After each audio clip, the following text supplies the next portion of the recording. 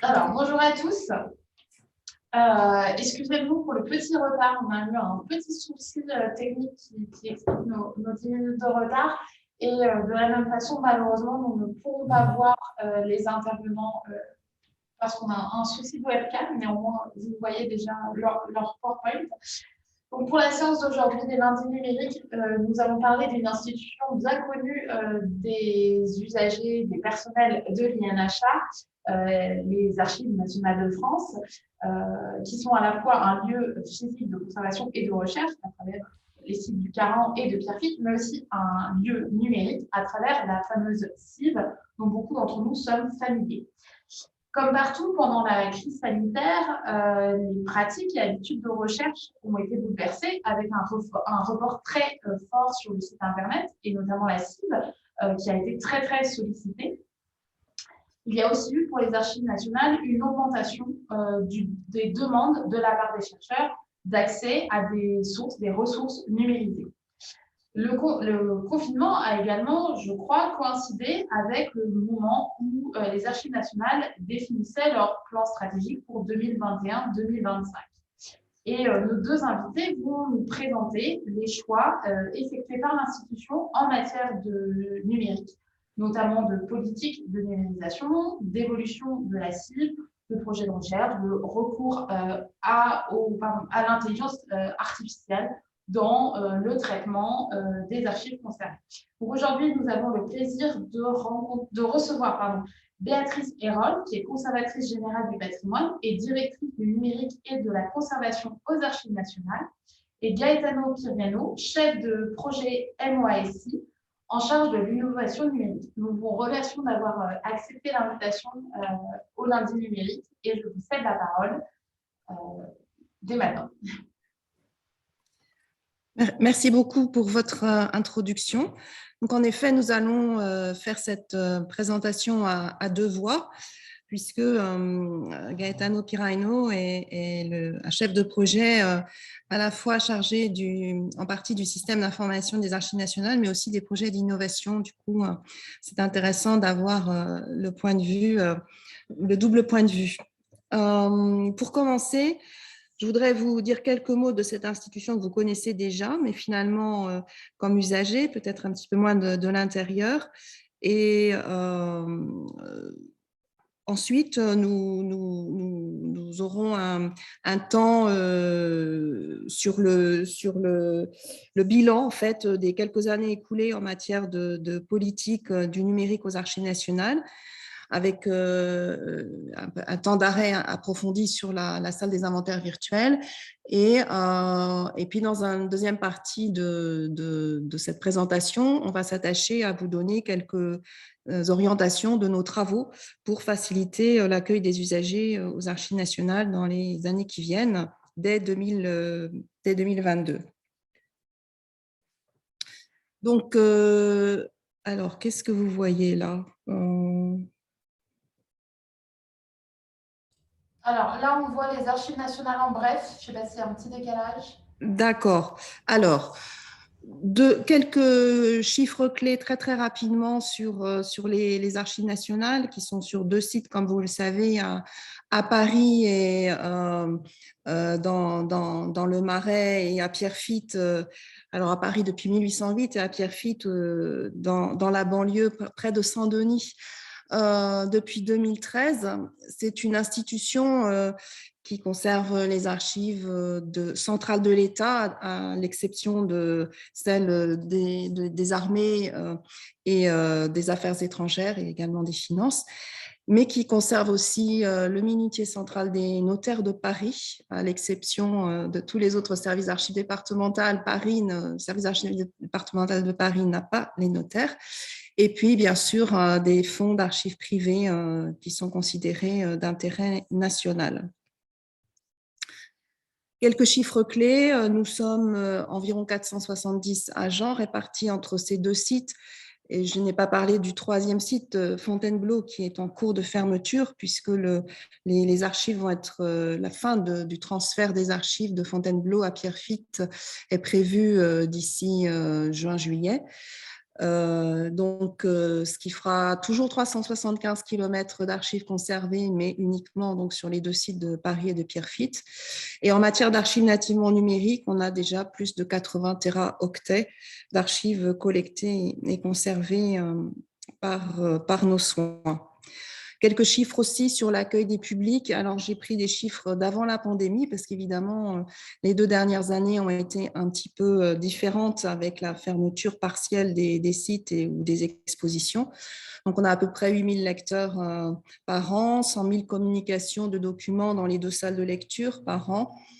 On accueille des scolaires, 10 000 à peu près aussi par an, et finalement, pas mal de public qui vient pas pour les salles de lecture, mais pour les expositions, les événements, les manifestations nationales, les journées du patrimoine, etc., autour de 140 000 personnes.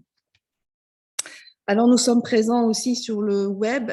Je ne sais pas si vous utilisez beaucoup notre site institutionnel. Donc, en dehors du site dédié à la recherche, la salle des inventaires virtuels, on a aussi un site institutionnel où on trouve pas mal d'informations qui peuvent intéresser le chercheur. Je peux citer quelques pages qui peuvent attirer votre attention, comme celle consacrée à notre fonctionnement général, où on a fait un effort de transparence. Donc, il y a des informations qu'on s'attend à y trouver, une présentation des sites et des missions, mais aussi des informations qui peuvent être plus intéressantes pour le chercheur. On publie notre registre des entrées annuelles, donc quels sont les fonds d'archives que nous collectons d'année en année.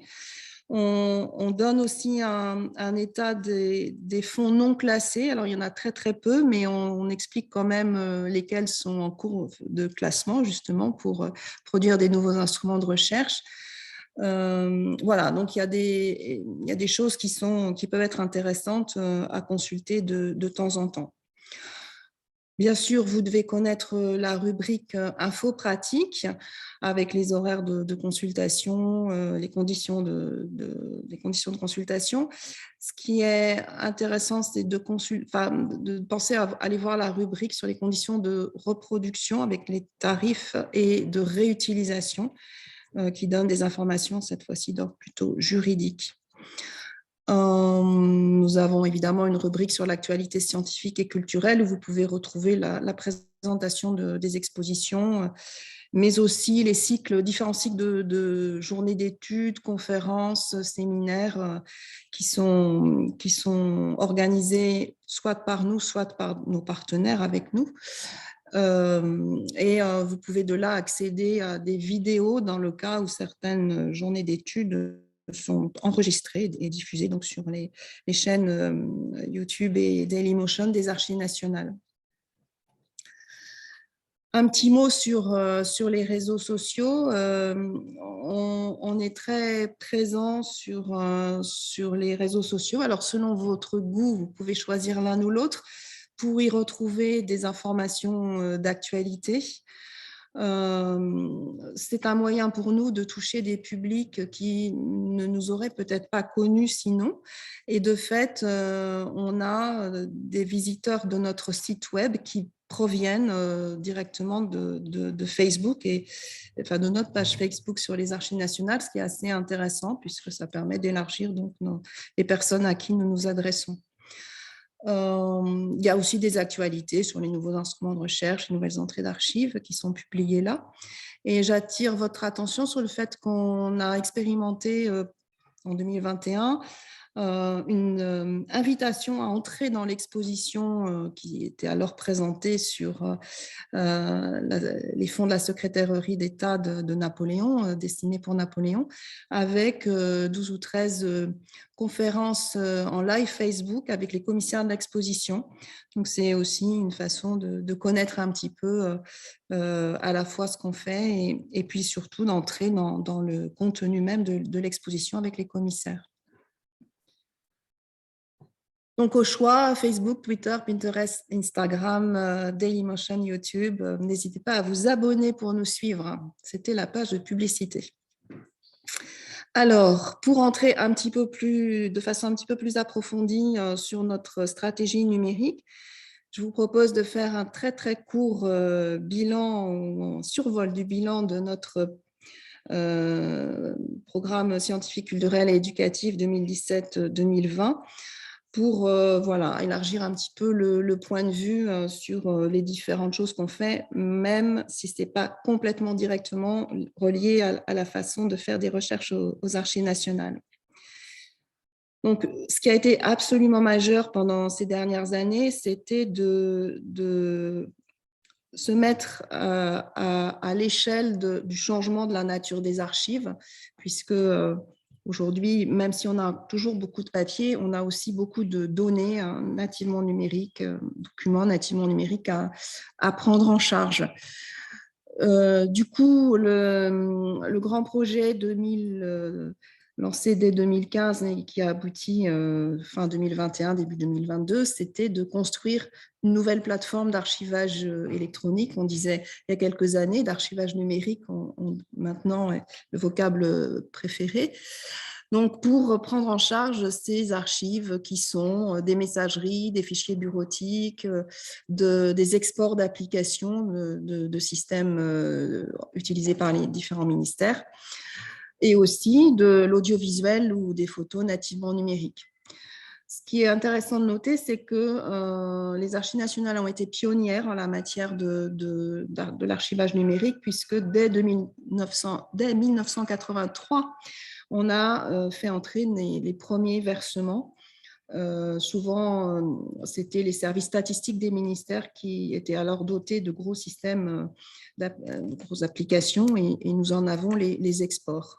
Donc, c'est quelque chose que j'aime bien appeler les incunables des archives informatiques qui sont déjà dans nos collections, mais qui sont également, comme les incunables ou comme les papyrus, des choses extrêmement fragiles par rapport à la conservation dans le temps, par rapport au volume que ça représente, par rapport à la sécurité que ça nécessite pour la conservation authentique et intègre. Donc, notre projet, qui s'est appelé Adamante, nous a mobilisé beaucoup en ressources humaines, en budget aussi, avec le service du numérique du ministère pour construire les infrastructures qui vont bien. Et du coup, voilà, c'était une des grosses actions. On a pu ouvrir aux archivistes une première plateforme dès la fin de 2018. Et tout à l'heure, Gaetano reviendra rapidement sur le module expérimental qui est ouvert au public depuis le début de cette année. Sur la numérisation, donc on a en parallèle une politique de numérisation de sources originales papier, photo ou vidéo, voilà, ou sonore. Ça fait évidemment des années qu'il y a des programmes de numérisation qui ont d'abord porté sur plutôt des ensembles un peu prestigieux ou cartographiques ou photographiques. Et puis, au moment où on a lancé Pierrefitte, on a aussi lancé un grand programme de numérisation sérielle. Alors, nous, on n'a pas l'état civil comme dans les archives départementales, mais on a, en matière de biographie ou prosopographie, les dossiers de chancellerie de Légion d'honneur. Et cette grande campagne de numérisation a été récemment valorisée. Gaetano, tout à l'heure, va vous montrer comment, pour faciliter l'accès à ces dossiers. Et notre politique est souvent articulée avec nos partenariats avec d'autres institutions patrimoniales ou académiques. Donc, on a beaucoup de corpus qui sont numérisés à la faveur de projets de recherche. Par ailleurs, les récentes orientations qu'on a prises aussi, c'est de donc songer à la numérisation, mais vraiment pour des questions de pérennisation de nos supports photographiques, vidéo ou sonores, qui sont là aussi très, très fragiles. Et on a des très belles photothèques aussi à valoriser de cette façon. Et également, il y a eu toutes sortes de campagnes de microfilmage il y a quelques décennies. Donc, on se met à numériser les microfilms, là aussi, pour pouvoir les diffuser. Et on a des réflexions sur une autre grande campagne plus populaire comme celle de la Légion d'honneur, à mettre en œuvre. Vous pouvez trouver tout ce qu'on fait en matière de numérisation sur le site web de l'institution, puisqu'on publie chaque année les programmes en cours. Donc, il y en a un certain nombre qui intéressent la recherche en histoire de l'art, donc n'hésitez pas à aller voir. Là, je ne prends pas le temps de le faire tout de suite. Autre axe, troisième axe de notre politique numérique, c'est tout ce qui est autour de la description des archives de façon à la normaliser, l'harmoniser surtout, et pour pouvoir publier des instruments de recherche en masse de façon à ce qu'ils soient interrogeables de façon très homogène. Donc, on a une grosse politique de rétroconversion également de nos inventaires papier, et qui se poursuit, qui a été commencé il y a peut-être une dizaine d'années, mais qui continue à se poursuivre, qui se poursuit et qui va bientôt s'achever d'ailleurs, de façon à enrichir sans cesse notre salle des inventaires virtuels. Donc, elle s'enrichit grâce aux inventaires des instruments, des versements qui entrent, mais aussi grâce à cet effort de rétroconversion. Donc, on est aujourd'hui à plus de 30 000 inventaires, ce qui correspond à un nombre autour de 9 millions de données, de notices, disons, au niveau très fin, de description des archives, qui accompagnent aussi les 9 millions de fichiers numérisés, des pages numérisées, présents en salle des inventaires virtuels. Et on s'attache aussi à décrire les producteurs d'où émanent ces fonds d'archives. Et on a aujourd'hui un peu plus de 15 000, plutôt près de 16 000 notices qui décrivent ces producteurs. Enfin, pour terminer sur cet aspect de l'accès, de nos efforts ou de notre mobilisation pour faciliter l'accès des usagers à nos ressources, je rappelle qu'on a mis en place, en dehors des sites de recherche, salle des inventaires virtuels, l'accès en open data, mais ça c'est sur des corpus assez limités, mais surtout la réutilisation gratuite depuis 2017 pour ce qui est caractérisé comme information publique, c'est-à-dire non grevé de droits de propriété intellectuelle notamment. Et puis, le dialogue se poursuit. On essaie de dialoguer le plus possible avec les usagers. On a créé un comité des usagers qui s'est un petit peu moins réuni pendant la pandémie, mais qui existe bien, qui nous fait remonter aussi des demandes. Et on travaille de différentes façons, également dans la perspective du numérique, pour réfléchir à ce dont ont besoin nos usagers, à ce qu'ils souhaiteraient pour demain. On a organisé toute une série d'événements numériques, Barcamp, Hackathon, Datathon, pour imaginer l'avenir. Et ce n'était pas seulement de l'imagination, puisqu'on a mis en œuvre certaines de ces propositions déjà, comme la refonte de l'application Léonore qui va vous être présentée dans quelques instants. Donc voilà, je passe maintenant la parole à Gaetano pour justement entrer cette fois-ci vraiment dans les fonds, dans nos ressources, et qu'il puisse vous guider sur les outils existants à votre disposition. Merci Béatrice. Donc, je vais commencer par vous présenter une des applications cruciales intégrées à notre système d'information, donc une application qui a été évoquée et que vous connaissez déjà probablement, la salle des inventaires virtuels.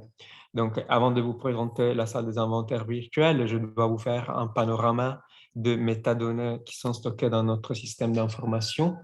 En effet, comme le disait Béatrice, nous avons à peu près 30 000 instruments de recherche qui représentent nos chemins d'accès aux fonds d'archives versés aux archives nationales. Et il s'agit des fichiers, des documents XML conformes à l'ADTD EAD 2002, donc un standard international. Ensuite, nous avons les notices de producteurs, donc des fichiers en EAC-CPF qui décrivent les producteurs d'archives versés aux archives. Et par la suite, une vingtaine à peu près de référentiels d'indexation hiérarchique ou non hiérarchique qui nous permettent d'indexer, donc rajouter des vedettes aux instruments de recherche et aux notices de producteurs. Eh bien, les notices et les inventaires sont en XML, elles sont publiées par un batch automatique qui convertit en HTML tous les 24 heures dans la salle des inventaires virtuels. Ce travail de conversion en XML qui a commencé en 2006 et a poursuivi jusqu'à 2013 a amené à la mise en service en 2013 justement de cette salle des inventaires virtuels. Donc, c'était un grand progrès pour l'institution. Pourquoi? Parce que les usagers pouvaient accéder et faire des commandes, des réservations directement sur l'Internet. L'application en 2017, 4 ans après, a vu un gros travail d'ergonomie avec les usagers qui a donné l'aspect que vous voyez aujourd'hui. Donc, vous avez une page d'accueil, celle que vous voyez à l'écran, où nous donnons accès aux principales fonctionnalités.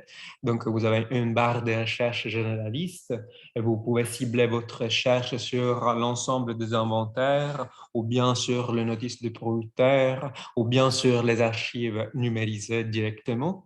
Ensuite, vous avez un référentiel avec de l'aide à la recherche, donc une collection de fiches qui permettent aux usagers de s'orienter dans notre ensemble de ressources. Par la suite, une recherche avancée avec des critères de recherche spécifiques en fonction du fond qui intéresse l'internaute. Et encore, nous avons la possibilité d'accéder à un espace personnel avec un panier et un lien pour accéder au plan d'orientation générale, qui a un panorama global de tous les fonds versés aux archives nationales, et aussi une recherche avancée pour rechercher dans l'ensemble du référentiel de producteurs. Et voilà, donc je vais vous présenter parmi ces 6 fonctionnalités qui sont disponibles dans la page d'accueil, je vais faire un focus sur la recherche généraliste parce que c'est la fonctionnalité qui est la plus utilisée par les 90% de nos utilisateurs. Donc, il y a un moteur de recherche chinois derrière qui permet de remonter un certain nombre de résultats par inventaire ou par unité de description archivistique. Donc, les 30 000 inventaires dont nous parlions ou les millions d'unités archivistiques dont parlait Béatrice. Et la possibilité de chercher directement dans les archives numérisées. Ou bien, comme je disais, dans le référentiel de producteurs qui compte à peu près entre 15 000 et 16 000 notices de producteurs. Et je vous montre aussi un aperçu de l'espace personnel avec toutes les fonctionnalités qui sont proposées aux utilisateurs authentifiés et la possibilité de rajouter les codes dans le panier, de faire des commandes, des réservations pour le jour et ainsi de suite. En fait, quand on lance une recherche dans le formulaire de recherche avancé ou bien dans le formulaire de recherche généraliste, vous avez une liste de résultats d'instruments de recherche et vous pouvez voir affiché soit l'arbre à gauche de votre écran, donc l'arborescence de l'instrument de recherche, donc le fichier XML, et la liste des unités d'archives. Eh bien, je vais vous proposer de faire un test avec une recherche dans la salle des inventaires virtuels. Pour cela faire, je dois en effet arrêter le partage une seconde. Donc, je vais essayer de me connecter à mon navigateur web. Je ne sais pas si vous pouvez le voir, j'espère. Et donc, lancer une recherche. Donc, alors, je lance une recherche. Pardon? Encore sur ce que vous nous partagez, c'est votre PowerPoint. Je ne sais pas si c'est tout l'écran, parce que tout à l'heure, on l'avait tout l'écran. OK. Je vais arrêter de partager encore une fois. Je vais partager. Excusez-moi pour l'interruption. C'est bon, on voit ce qu'il faut. Très bien. Donc, je vais, dans la barre de recherche généraliste, je vais rajouter une chaîne de caractères. Donc, dans ce cas-là, je vais vous montrer cet instrument de recherche. Donc, je lance la recherche sur l'onglet Archives numérisées et vous pouvez voir que j'ai une liste de résultats qui me donne accès directement aux documents numérisés.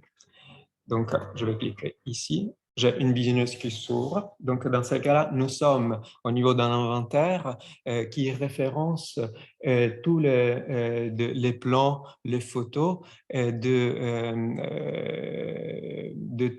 du travail des cathédrales qui était pendant la période du Concordat était sous la responsabilité de l'État. Et donc là, je vous montre notre visionneuse avec les différents archives numérisées. Je vais repasser à mon diaporama juste une seconde. Donc, je vais à nouveau arrêter le partage.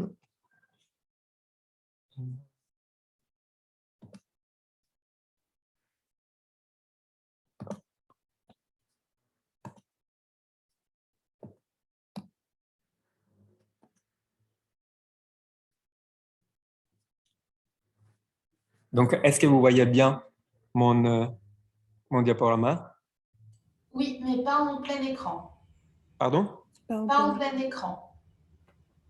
On voit votre interface de PowerPoint.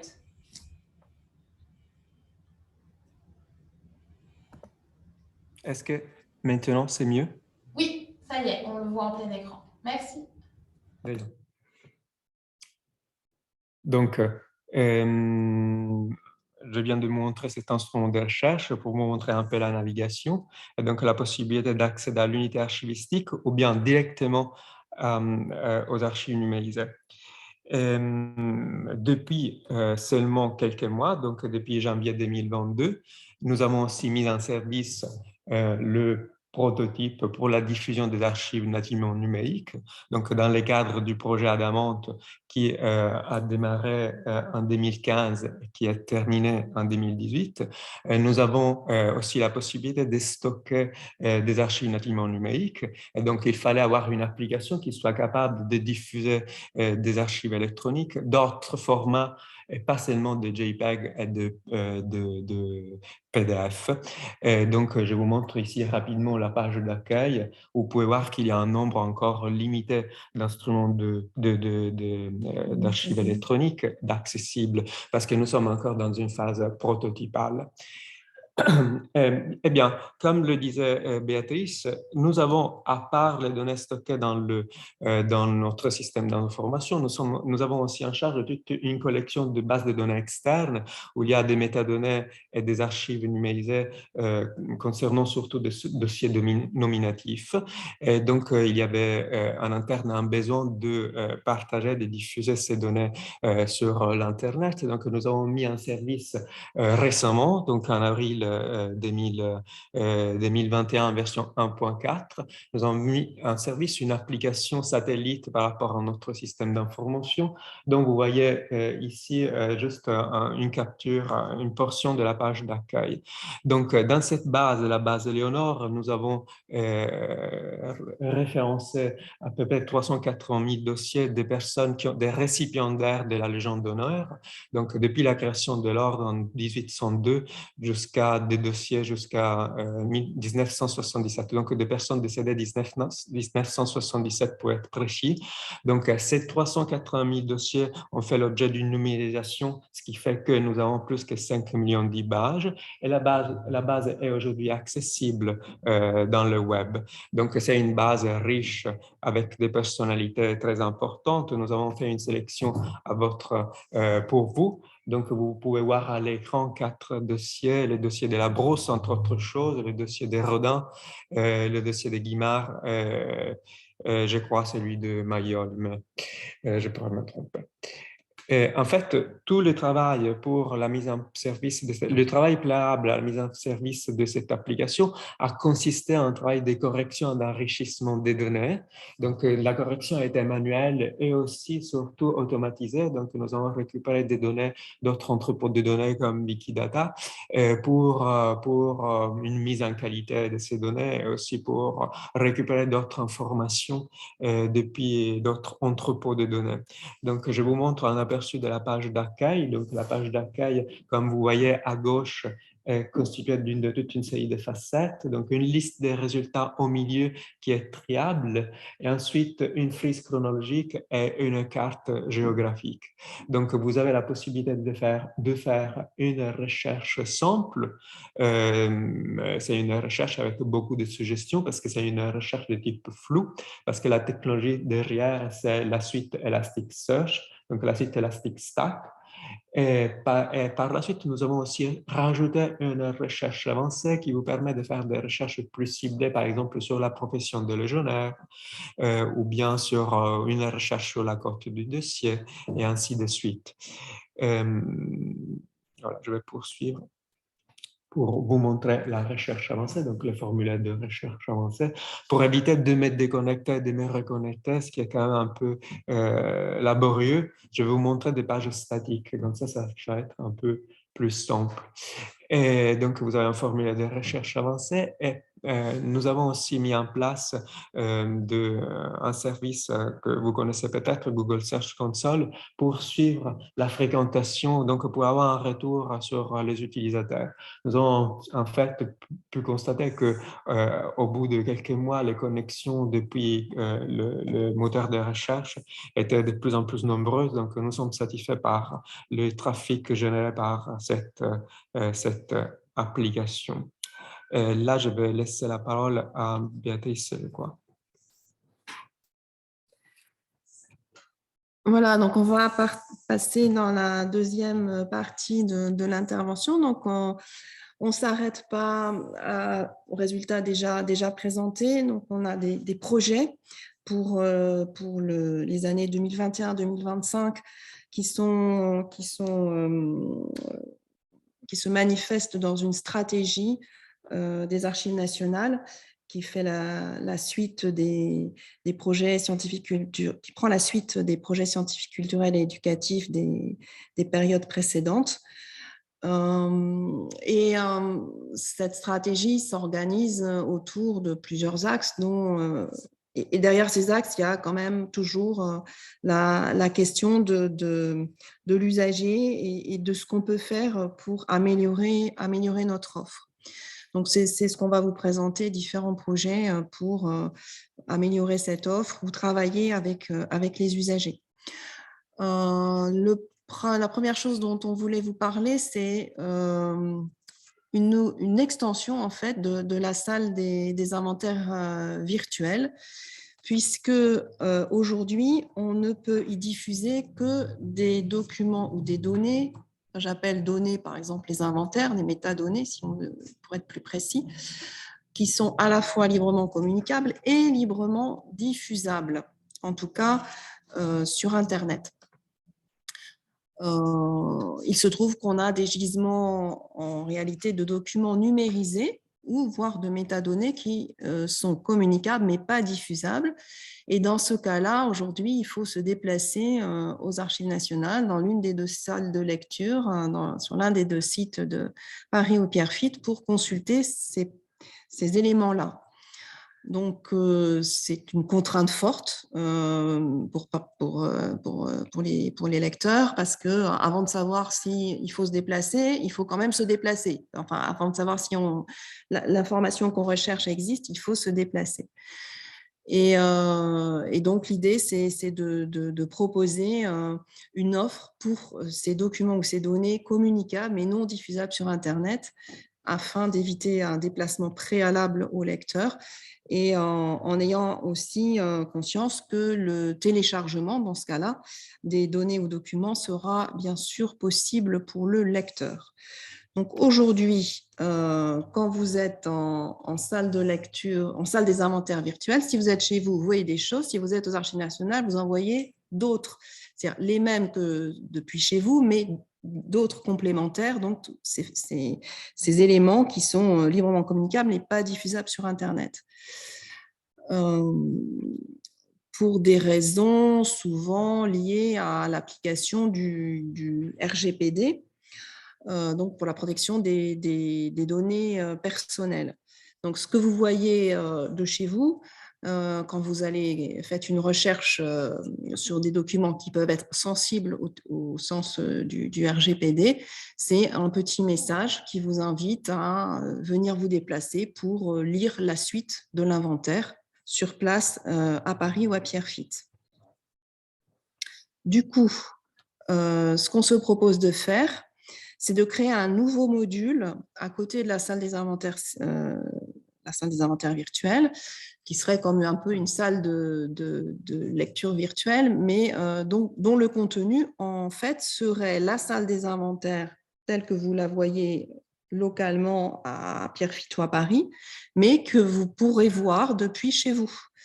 Mais évidemment, vous pourrez la voir avec quelques conditions, c'est-à-dire l'internaute qui voudra se connecter à cette salle des inventaires locale depuis chez lui, il devra s'authentifier de façon certaine, soit qu'il soit déjà lecteur, donc il sera son numéro de lecteur, ça veut dire qu'on sait qui il est, on a vu sa carte d'identité, soit s'il est citoyen français, il pourra se connecter par France Connect, qui donne une authentification sûre et certaine de la personne qui se connecte.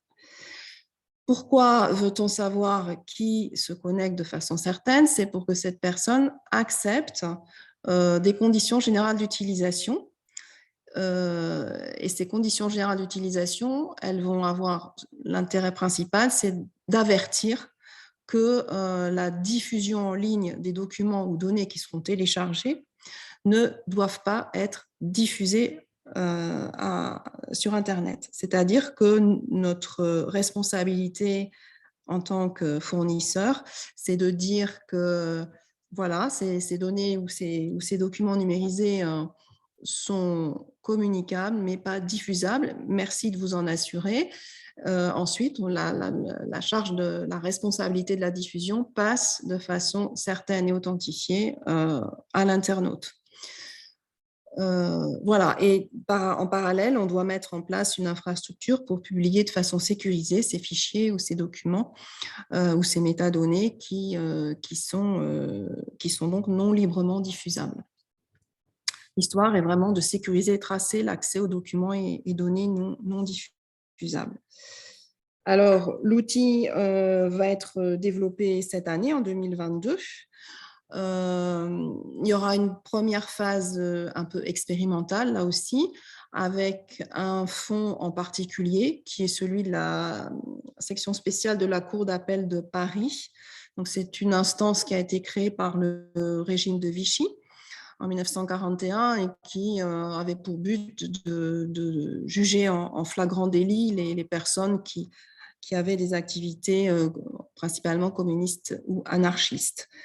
Le fonds est entièrement numérisé et il est librement communicable en vertu des arrêtés de dérogation générale sur les fonds liés à la Seconde Guerre mondiale. Donc, il sera accessible via ce nouvel outil. De même que tous les éléments des instruments de recherche qui, jusqu'alors, n'étaient communicables consultables que sur place à Paris, à Pierrefitte. Donc, ces éléments seront aussi accessibles depuis ce nouvel outil. On a l'intention également de mettre dans ce nouvel outil, petit à petit, de l'enrichir avec des nouveaux fonds numérisés qui sont soumis, encore une fois, soit à la réglementation sur les données à caractère personnel, soit qui sont soumis à des droits de propriété intellectuelle, et en particulier, on pense à de nombreux fonds photographiques.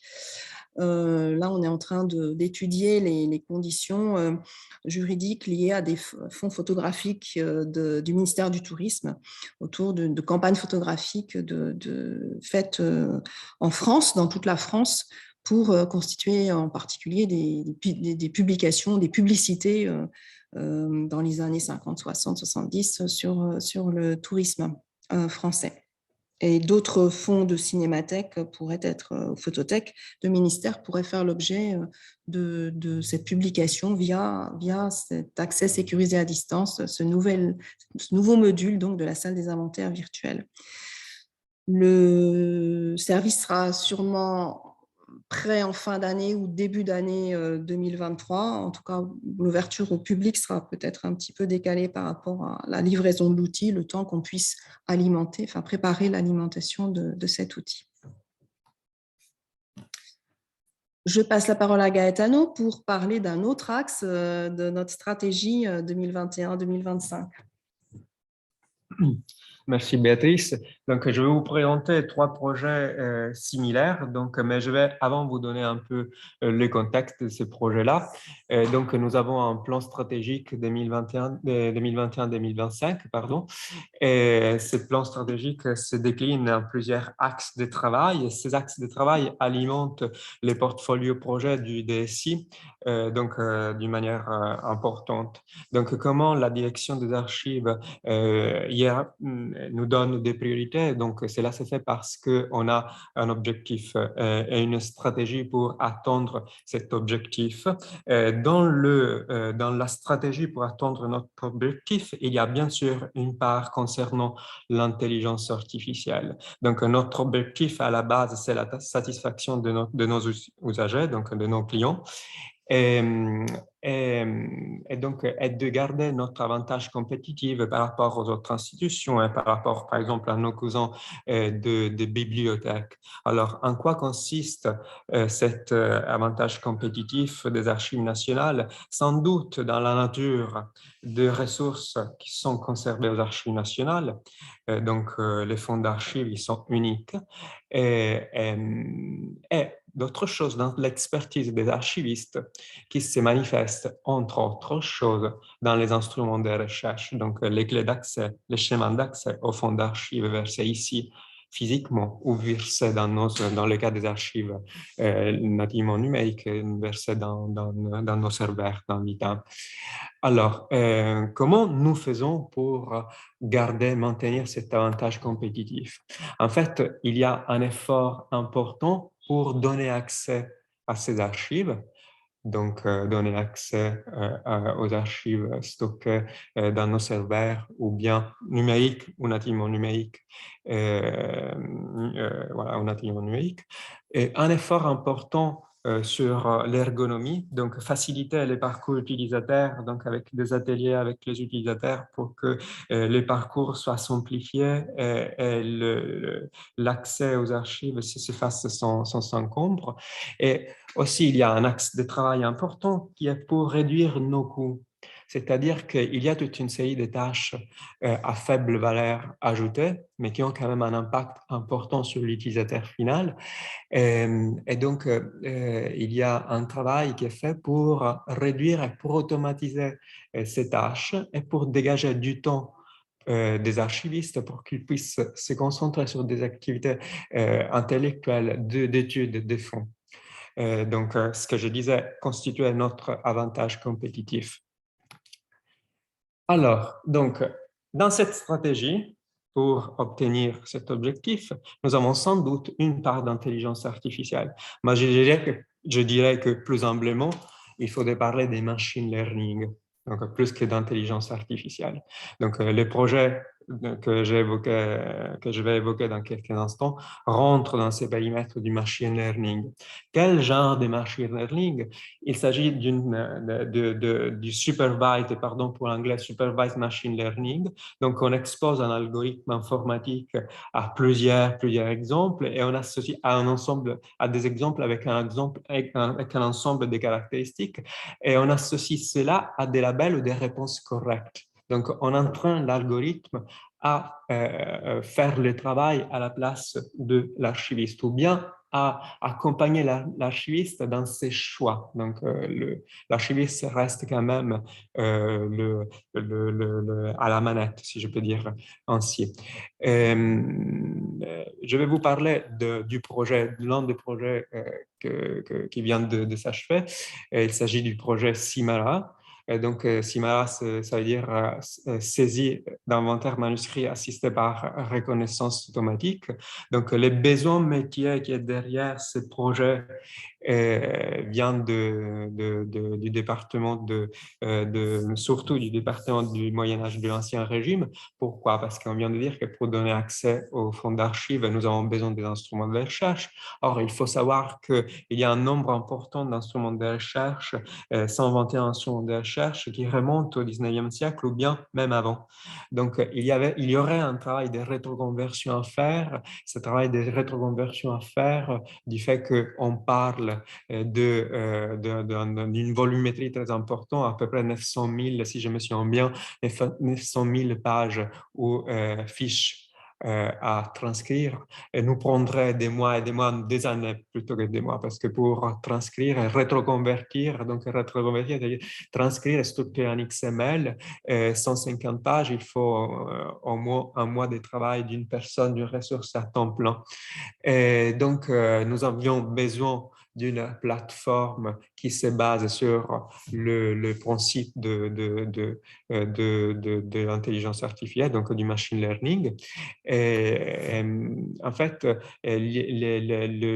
la finalité, le but de cette plateforme, donc, c'est d'analyser l'image numérisée, de transcrire de façon automatisée l'écriture manuscrite, de répartir ou bien structurer ces données, ces métadonnées dans un fichier, dans une arborescence, donc le fichier XML, et éventuellement d'aider le rédacteur, donc la personne qui est le rédacteur de l'instrument de recherche,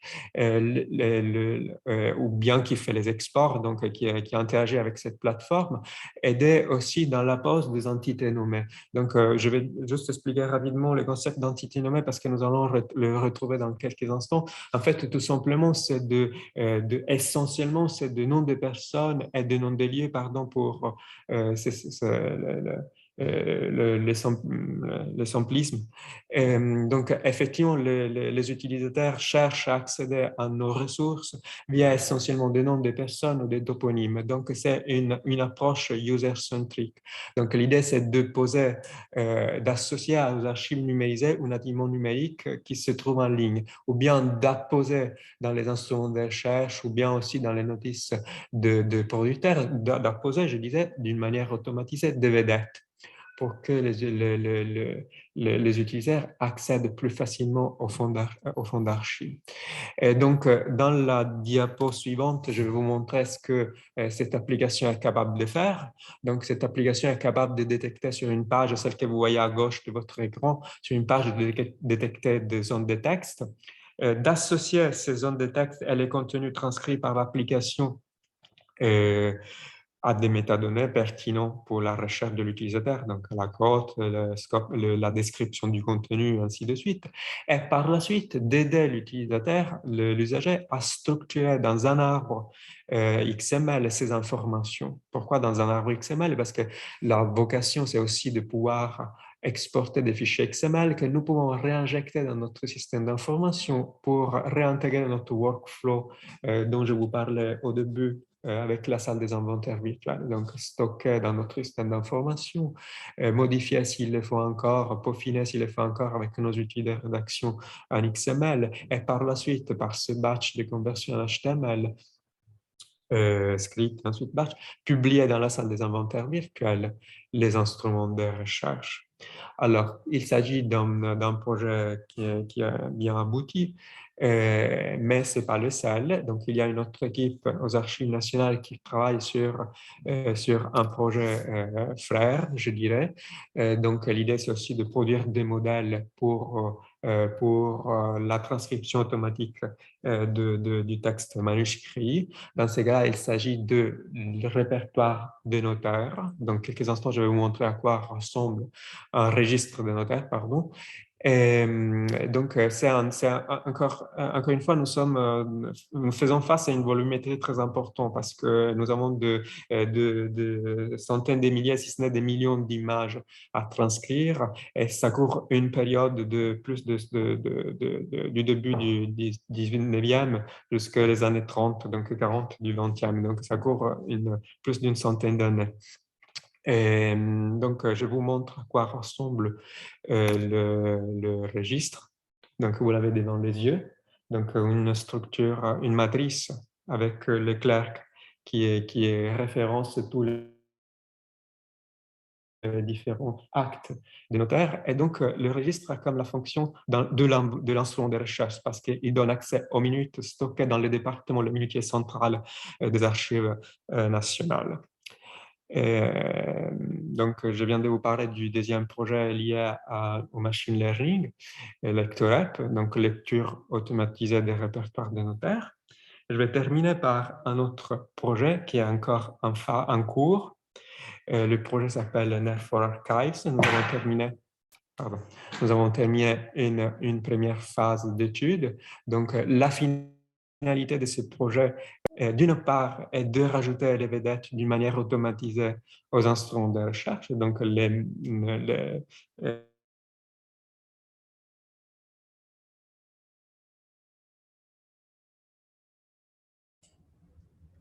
crois que nous vous avons perdu pour le son.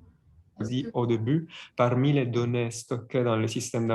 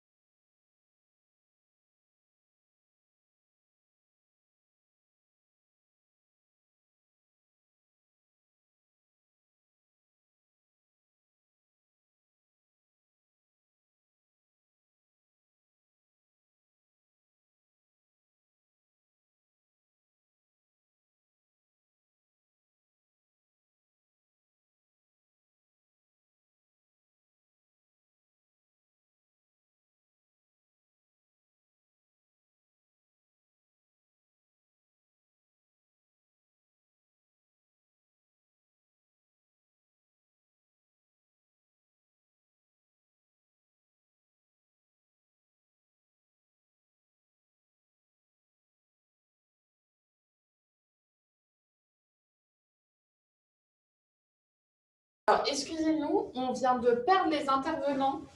Je pense qu'ils vont essayer de se reconnecter. Je vois que vous m'avez tous répondu.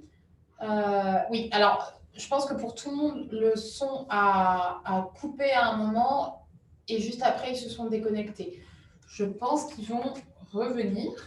Alors. En tout cas, ne vous déconnectez pas. On va essayer de trouver une solution pour que ça reprenne. Ouais, merci.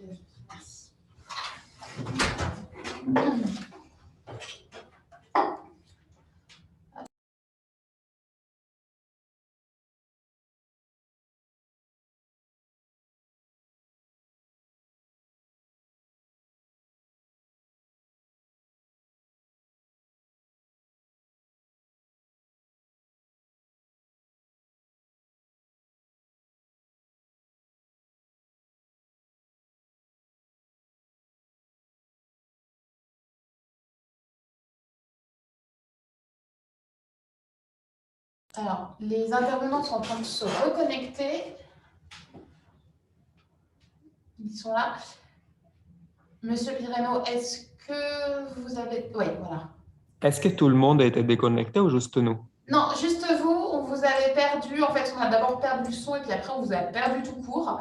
Et Jérôme Bessière nous disait dans le chat, en gros, on vous a perdu au tout début de la salle sur NER4, je ne sais plus comment vous l'avez dit. NER for Archives. Ah. Voilà, pardon, excusez-moi.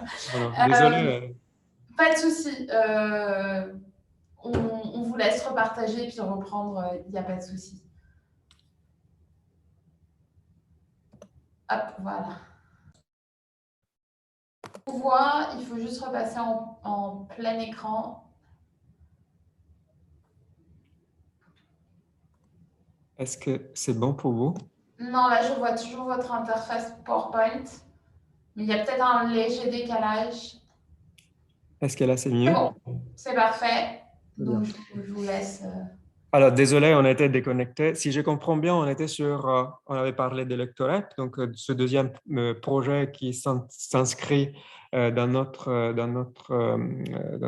stratégie intelligence artificielle machine learning. Et donc, je vais commencer à vous parler de NER for Archives. NER for Archives, NER, c'est pour Named Entity Recognition. Donc, je vous disais que ce projet, il est en phase il est encore en cours. Donc, nous avons terminé une première phase. Cette phase était une phase préliminaire d'étude pour voir la faisabilité. Et, par rapport aux deux projets précédents, il y a une dimension supplémentaire. Si dans les projets précédents, le but, c'était de produire des fichiers XML d'une manière automatisée, de faire la rétroconversion, c'est-à-dire la transcription et la structuration en XML EAD de nos métadonnées, donc de nos inventaires, pour donner accès au fonds d'archives. NER4Archives a une dimension supplémentaire parce que nous, on souhaite rajouter des entités nommées à des instruments de recherche déjà en XML, donc c'est un peu différent. Par la suite, on souhaite aussi enrichir nos référentiels d'indexation. Au début de l'intervention, je vous avais dit que parmi les données stockées dans notre système d'information, il y a les référentiels d'indexation. Les référentiels d'indexation sont très importants. Pourquoi? C'est des clés d'accès à nos données, donc métadonnées et données. Donc archives numérisées, archives numériques, instruments de recherche, notices de producteurs. Donc les usagers, c'est une approche user-centric, celle-ci. Pourquoi? Parce qu'un usager, un internaute qui se connecte à la salle des inventaires virtuels, à Léonore ou que sais-je, une de ces applications web, souvent, dans les 90% des cas, essaye d'accéder aux données par des noms de personnes, par des événements, par des toponymes. Donc, les recherches, nous, on voit les requêtes qui sont envoyées dans nos formulaires de recherche. Donc, c'est très important d'indexer nos instruments de recherche. C'est très chronophage, cette activité. C'est très, mais c'est très, je ne dis pas que c'est rébarbatif, mais ça prend du temps et beaucoup d'énergie. C'est une tâche à faible valeur ajoutée. Donc, on essaye de l'automatiser. En plus de ça, on essaye de profiter pour enrichir nos référentiels d'indexation. Plus les référentiels d'indexation ont des termes connectés entre eux, plus la recherche de l'utilisateur sera facilitée. Parce que je fais la recherche sur un terme qui est connecté à un autre terme dans notre référentiel et de bout en bout, je peux passer de telle archive à telle autre archive, de telle unité archivistique à telle autre unité archivistique. Donc, c'est un réseau, c'est un graphe dans lequel l'utilisateur peut se balader pour explorer nos ressources. Donc, NER4Archives, c'est un projet, je vous disais, en phase encore en cours. Et voilà, donc je viens de terminer mon panorama global et rapide des 3 projets concernant le Supervised Machine Learning qui sont en cours actuellement. Je vous ai mis ça dans une perspective, dans une stratégie cohérente et bien définie. C'est pour atteindre un objectif que au final, c'est toujours le même, la satisfaction de l'utilisateur. Notre KPI de référence, c'est que l'utilisateur interne et surtout externe soit satisfait. Et donc, je vais laisser la parole à Béatrice Herold pour terminer la présentation.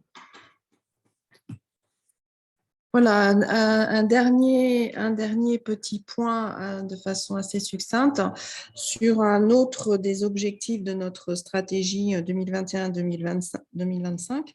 On en présente 3, il y en a 27. Alors, oui, vous n'aurez pas droit aux 27. Donc, ce dernier focus, c'est sur le travail collaboratif avec nos usagers, puisque nous avons la chance d'avoir un certain nombre de bénévoles, en fait, qui nous aident à faire notre travail. Par exemple, sur des fonds du minutier central des notaires, il y a des millions et des millions d'actes. Nous, on n'aura jamais le temps d'indexer à l'acte, sauf des campagnes particulières. Et on a la chance donc d'avoir un certain nombre de bénévoles qui, sur des suggestions spécifiques, traitent un certain nombre de corpus à l'intérieur du minutier ou à l'intérieur d'autres fonds des archives nationales pour analyser et indexer à un niveau très fin, de façon à faciliter ensuite la recherche à l'ensemble des usagers. Donc, on appelle ça des projets participatifs. Aujourd'hui, vous pouvez connaître les projets en cours via un blog des Archives nationales qui les présente et qui concentre les relations que nous avons avec nos bénévoles. Mais c'est vraiment très artisanal, c'est-à-dire qu'on va beaucoup procéder par échange de mails, pour mettre à disposition les fonds d'archives à traiter, enfin les images des fonds d'archives à traiter, donner une grille de dépouillement, recueillir le dépouillement, l'enrichir ou le traiter de notre côté pour améliorer l'instrument de recherche préalable et ensuite le diffuser, l'intégrer dans le SIE le SIA, notre système d'information, puis le publier en SIV. Donc, c'est beaucoup de manipulations. Donc, on a souhaité faciliter ou améliorer ces processus ou ces procédures avec nos contributeurs en profitant du plan de relance. D'ailleurs, Gaetano n'a pas dit, mais on a le projet Simara qui vient de vous présenter. On a pu le financer grâce au plan de relance, volet numérique pour l'État, pour la transformation numérique de l'État. Et le projet Gyrophare, donc pour les projets collaboratifs, nous sommes aussi lauréats de ce plan de relance, ce qui permet donc encore une fois d'avoir des financements complémentaires. Donc ce projet s'appelle Gyrophare et il va nous permettre d'avoir un outil et un seul pour gérer tous nos projets participatifs, pour mettre donc à disposition des bénévoles ou des internautes, des contributeurs, disons, les images des fonds numérisés, de leur mettre à disposition les grilles de saisie, de transcription, voire d'indexation de ces fonds. Peut-être de s'articuler d'ailleurs avec Simara si on a besoin d'avoir recours à la lecture automatique d'écriture manuscrite.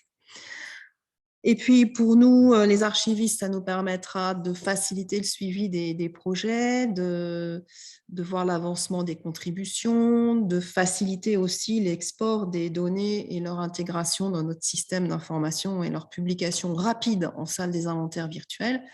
Et enfin, ce sera un outil qui permettra aussi d'améliorer la convivialité entre les contributeurs et nous et d'animer cette communauté bienfaisante.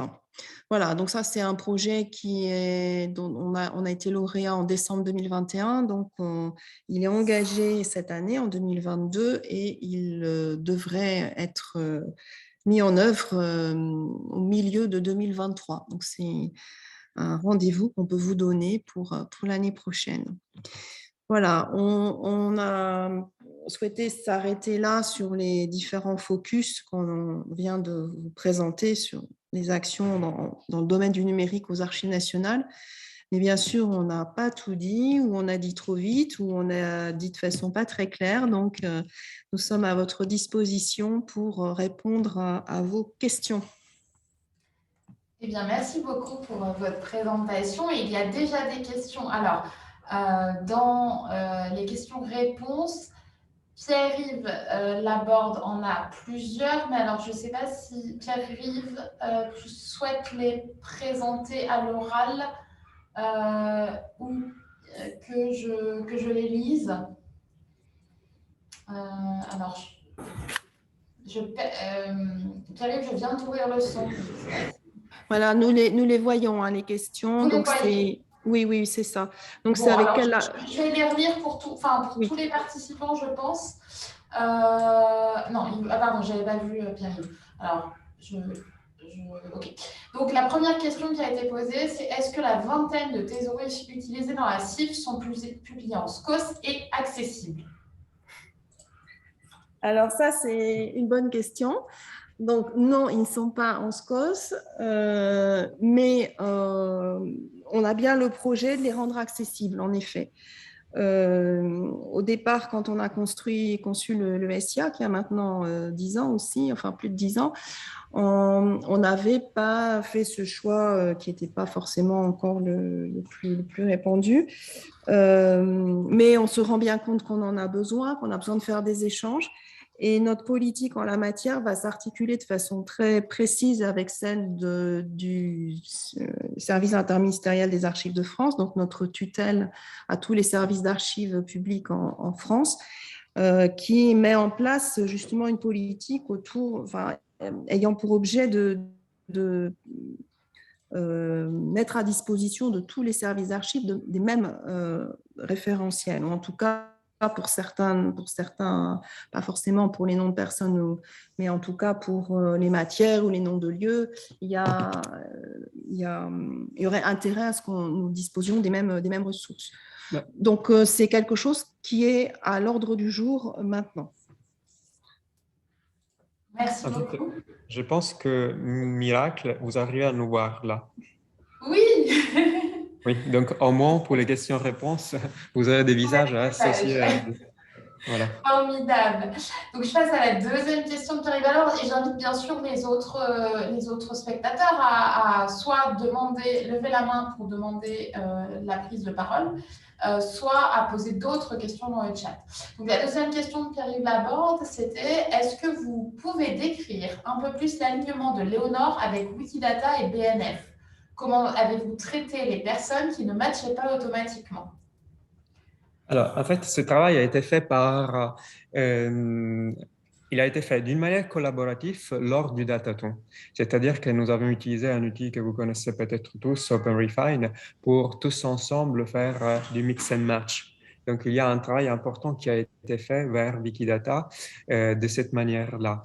Et donc, sur les 380 000 dossiers, il y a un nombre important, donc au moins 15 000 qui ont été alignés d'une manière automatisée. Donc, il y avait un score de matching qui était au-delà de 90%. Donc, on a fixé un seuil. Pour les autres candidats, donc il y en a à peu près quelques dizaines de milliers comme candidats, il y a, donc nous avons quand même les candidats donc, dans un fichier JSON. Et donc, il faudra faire manuellement cette validation, oui ou non. Donc, c'est quelque chose que, comme je vous disais, l'application Léonore, elle est quand même relativement récente parce que la mise en service sur laquelle on a vraiment fait la communication remonte au printemps dernier. Donc déjà, plutôt que arrêter le travail, attendre que les données soient parfaites pour faire une diffusion, on s'est dit déjà, on met en service, on met en production, on met en service avec les données telles qu'elles sont. Pour ce qui concerne d'autres entrepôts de données, par exemple la base mort pour la France, on a écrit des petits scripts, on a récupéré les exports, par exemple, de la base mort pour la France, qui était accessible en ligne. Donc, on a récupéré les exports avec des petits scripts Python, on a fait ces matchings. Donc, on a enrichi nos fichiers CSV avec des scripts Python au fur et à mesure, avec les données qu'on arrivait à récupérer. Dans le cas de Wikidata, donc on a profité des services qui existaient pour faire ces alignements-là. Voilà. Donc, je ne sais pas si j'ai répondu à la question, si c'est... Au pire, Pierre-Yves en reposera peut-être une, mais moi, je vais rebondir sur la question des hackathons.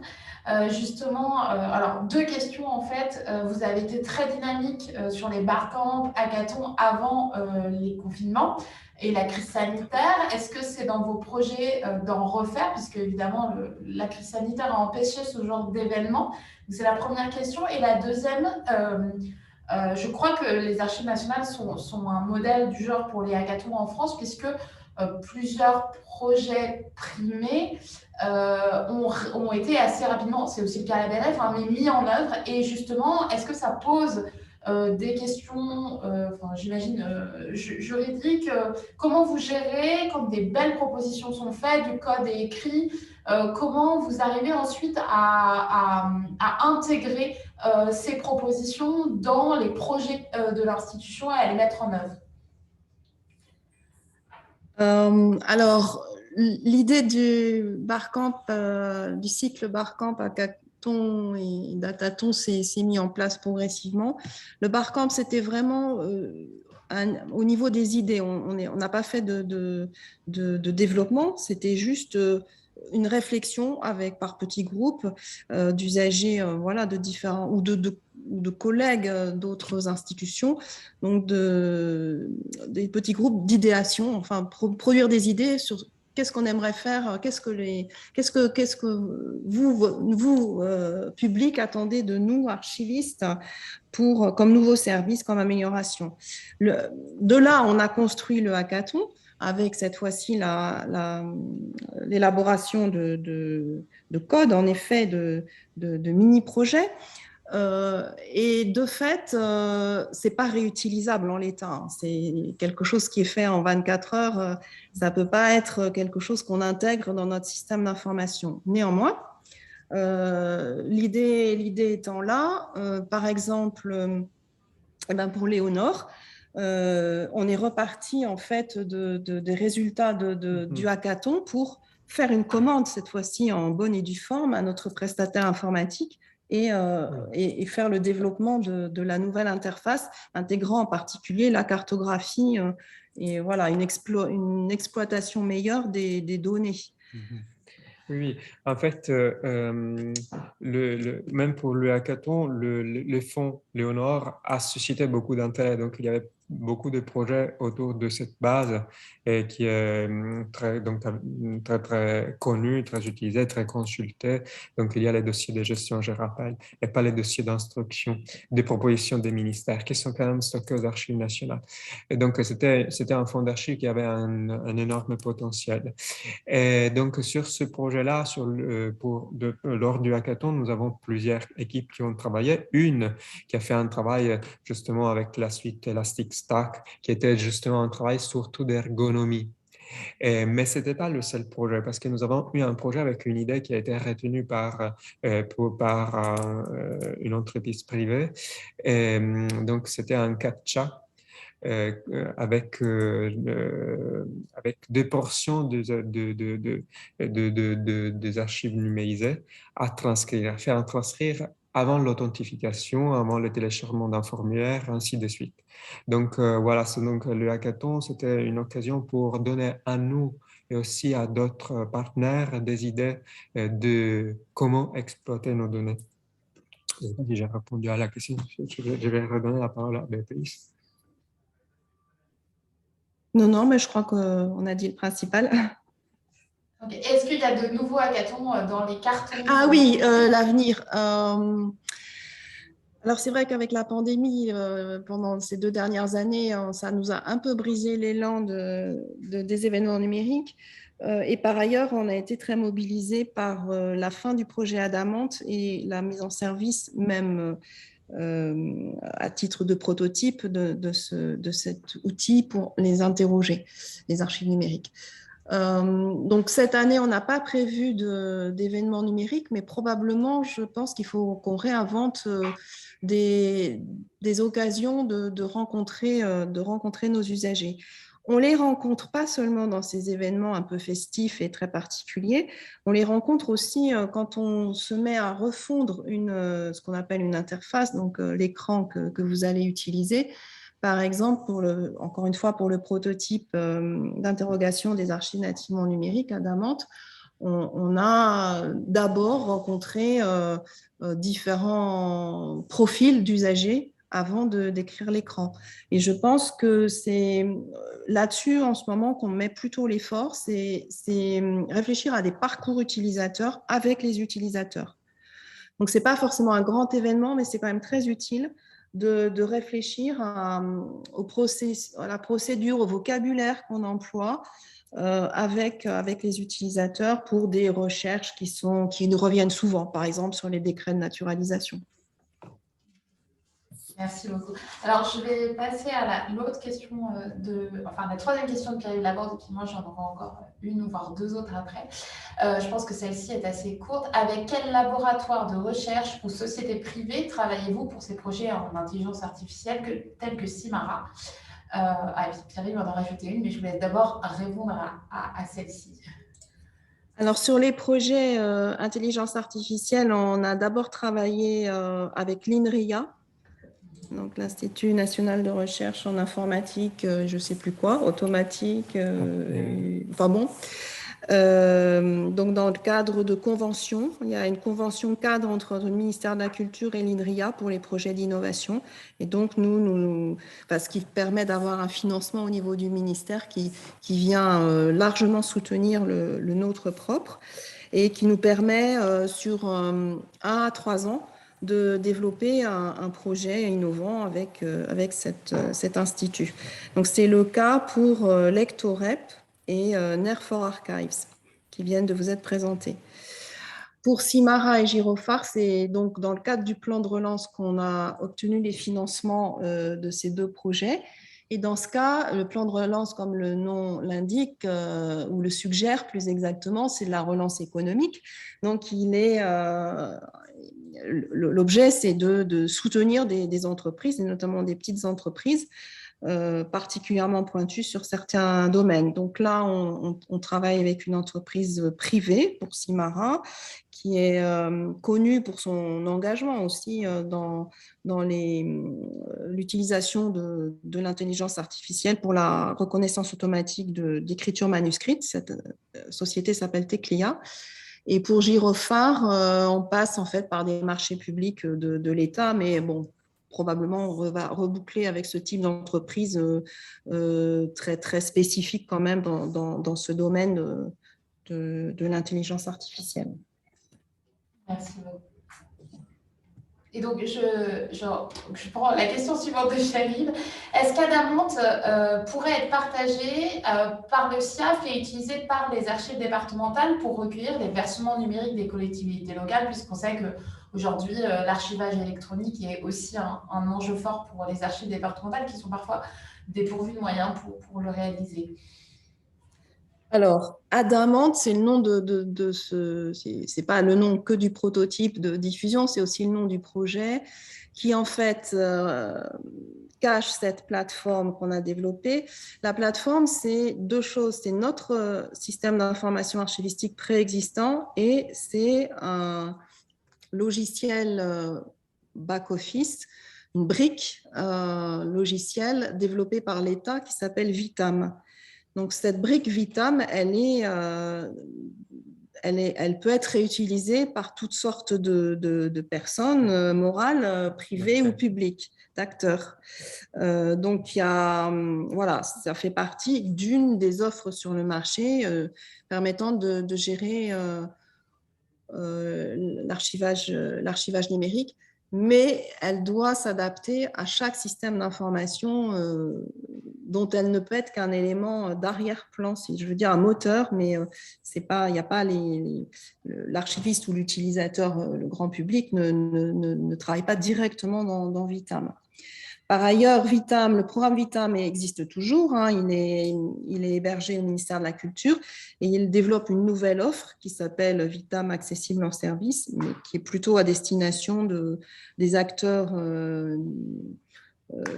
ministériels et plutôt pour l'archivage intermédiaire. Donc ça ne va pas avoir de conséquences directes pour le public. Et enfin, il existe d'autres solutions logicielles de gestion des archives numériques dans le commerce. Vitam n'est pas la seule. Donc, beaucoup de collègues en archives départementales ont déjà installé d'autres logiciels comme Azalae. Voilà. Vitam est fait quand même pour vraiment du big data et il faut une équipe derrière assez costaud pour gérer à la fois son administration et son interfaçage aussi avec les SI locaux. Merci. Alors moi, j'ai une toute petite dernière question. Merci. J'ai été très heureuse personnellement de découvrir un peu le projet Girophare. Et une question qui, en tant qu'utilisatrice des archives nationales et notamment du Municier central, que je me pose depuis longtemps. Donc pendant le premier confinement, j'ai beaucoup exploré la cible, mais évidemment, je n'avais ni accès ou très peu aux archives numérisées du Municier central parce que c'est principalement les répertoires des notaires qui sont numérisés. Oui. De l'autre côté, j'utilisais beaucoup la série Y et ce n'est pas sur les archives nationales que je consultais la numérisation de la série Y, mais via GénéaNet, je crois, parce que des associations locales avaient pris en photo systématiquement, pas du tout avec les mêmes standards que les archives nationales, ces fonds-là. Et je me demandais si dans le cadre de Girophare, il était envisagé de récupérer ou de signaler ces opérations participatives dont l'impulsion est en fait extérieure aux AN, parce que j'ai l'impression que dans Girophare, c'est les AN qui coordonnent et qui, comme vous l'avez dit, donnent des grilles, s'assurent du respect de certains standards d'indexation ou imaginons de prise de vue, ce qui n'est pas du tout le cas de ces projets extérieurs. Comment vous envisagez les deux? Est-ce que vous envisagez de signaler ces projets extérieurs dans votre… Alors, dans le projet Gyrophare, on n'a pas encore tout écrit hein, de ce qu'on veut faire, mais il y aura une part éditoriale importante et pourquoi pas effectivement les liens vers d'autres, des organismes partenaires. Génianet, c'est des partenaires pour nous, hein, c'est pas des concurrents, vraiment, c'est des partenaires. Bien sûr, faire des renvois, ce sera tout à fait possible. Ensuite, si on est un peu directif, si on sera directif dans Gyrophare sur les formats de transcription de données, ou dans les formats de numérisation, c'est parce qu'ensuite, il faut qu'on les intègre dans notre système d'information. Et donc, on n'a pas le choix. Un format marche, pas l'autre. Donc, il faudra passer par notre plateforme, enfin, voilà, par cet outil pour qu'on puisse exploiter dans notre système ensuite les données transcrites ou indexées. Après, il y aura sûrement du dialogue à avoir avec Génianet ou d'autres, enfin Génianet en particulier, mais d'autres acteurs